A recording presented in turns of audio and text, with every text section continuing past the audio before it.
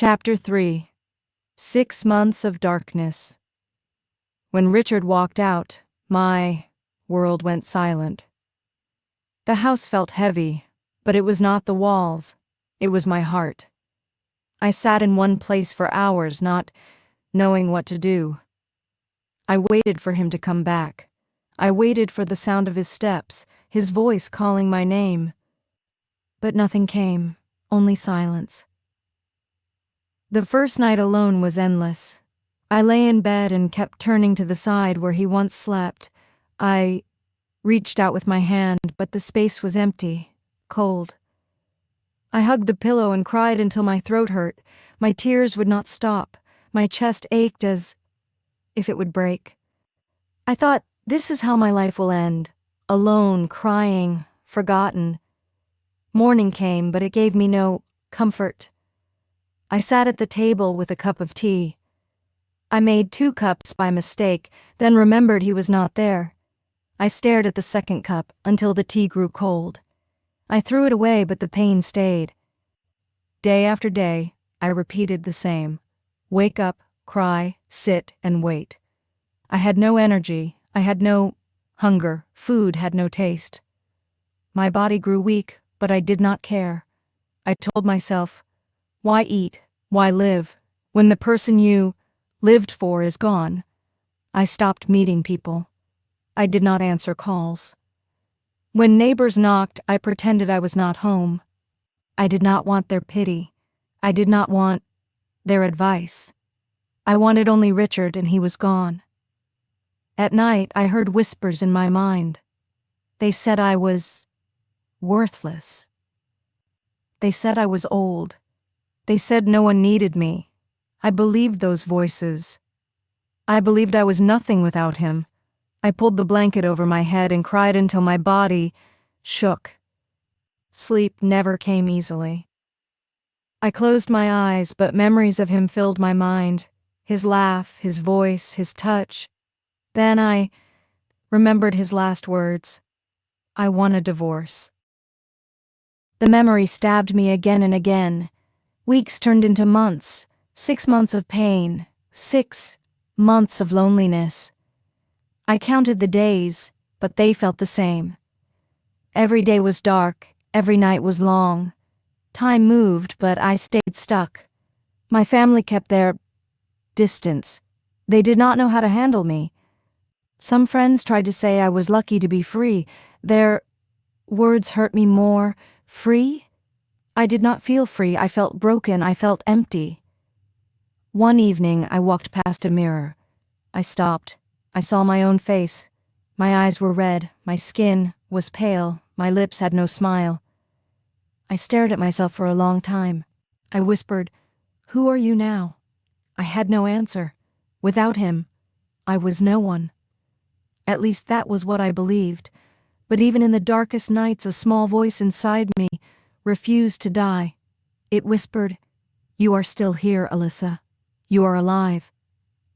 I tried to push it away. I tried to silence it, but the voice returned. It came when I cried. It came when I sat alone. It said, "Your story is not finished." I did not believe it, but those words gave me something, a tiny spark, a reason to open my eyes. In the morning, a reason to breathe one more day. 6 months passed in pain, but in that pain, something inside me changed. I realized that if I could survive those months, I could survive anything.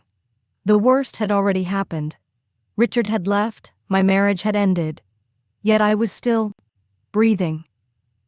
I will not say I was strong then, I was not, but I was alive. And being alive meant there was still a chance for something new. A chance for me. At the end of those 6 months, I stood in front of the same mirror again. My eyes were still tired, but this time I asked a new question.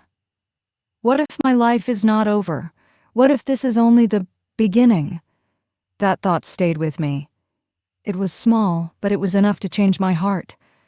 I decided I could not let the rest of my years vanish in tears. I had to try. I had to find out who I was without him. Those 6 months of darkness did not kill me. They shaped me, they prepared me. They made me ready for the next part of my life. I thought my story ended in grief, but destiny was holding a different page for me, like subscribe and share. Chapter 4. A question in the mirror. 6 months had passed. 6 months of crying, of begging God for answers, of feeling like a shadow. I thought I would never stand again. But one morning, something happened. I was walking slowly through the house. My eyes were tired, my steps were heavy. I stopped in front of the mirror. At first, I did not want to look. I hated my reflection, but I forced myself. I lifted my head. I looked at my own face. I saw a woman I did not know. Her eyes were swollen. Her skin was pale. Her lips were weak. I whispered to myself, "Who are you?" The voice was so soft, but it shook me inside. For years, I had only been his wife. That was my identity. I had lived for Richard. I had lived for his needs, his moods, his choices. Now he was gone, and I was left with nothing. I stood there for a long time. Tears filled my eyes, but I did not look away. I kept asking, "Who are you, Elisa? Who are you without him?" That was the first time in years I had spoken to myself. It felt strange. It felt painful, but also it felt new. I realized I had never asked that question before. I had never thought of myself as a person on my own. I was always part of him, his wife, his shadow, his helper, never me. The mirror did not answer, but the question stayed. I walked away, but the words followed me. Who am I? Who am I now? That day, I could not stop thinking. I remembered the little girl I once was. I remembered dreams I once had. I remembered that I used to sing, I used to laugh, I used to want more. Somewhere along the way, I lost all of that. I gave it away, I buried it under duty, I cried again. But this time, the tears were different. They were not only for Richard, they were for me, for the woman I had forgotten, for the life I had sacrificed, for the years I could never get back. That evening, I sat at the table and wrote in a small notebook. I wrote one line, "I am still here." My hand was shaking, but the words were clear. I am still here. It was not strength yet. It was not courage yet. But it was a beginning. The next morning, I looked in the mirror again. My face was the same, but I spoke out loud. I said, "Elisa, you are not gone. You are not only his wife, you are you." The sound of my own voice surprised me. It was weak, but it was real. I had not heard myself in so long. I touched the glass and whispered, "I will find you again." That promise became my new breath. It was small, but it kept me standing. The darkness was still there, the pain was still sharp, but now there was also a question that opened a door. Who am I, if not his wife? I did not have the answer yet, but I was ready to search. That was the day my life began to change. Not in big steps, not with sudden joy, but with one question in the mirror, a question that gave me the power to start again, like subscribe and share. Chapter 5. The First Steps to Freedom. The question in the mirror stayed with me. Who am I? Who am I without him? I could not forget it. It followed me through the days. It whispered to me at night. It made me restless, but it also woke something inside me. One morning I sat at the table. I held a pen in my hand. I opened a notebook and wrote again. This time I wrote more than one line. I wrote, "I am still here. I want to live. I must find myself." The words looked strange on the page, but they gave me strength. I decided to do one small thing, something just for me. For the first time in years, I cooked a meal that I liked. Not his favorite, not something he wanted, only mine. I sat at the table and ate slowly. Tears came to my eyes because it felt new. It felt like I was feeding myself, not just surviving. The next day I looked at my hands. These same hands had washed, cleaned, pressed, and served for him. Now I wanted them to work for me. I asked myself, what can I do with these hands? Then I remembered something. Years ago, I loved to sew. I loved to make small things with fabric, but I gave it up. Richard once told me it was a waste of time, so I stopped. That memory made me cry, but after the tears, I felt a spark. I went to the closet. I found an old box with needles and thread. My fingers shook as I touched them again. I began to stitch a small piece of cloth. It was simple, but it felt like life. That little stitch was my first step. The needle went in and out, and with every move I felt a piece of myself return. I was not fast, I was not perfect, but I was alive. In the days that followed, I made more small things. A cloth bag, a scarf, a little cover for the table. I looked at them and smiled for the first time in months.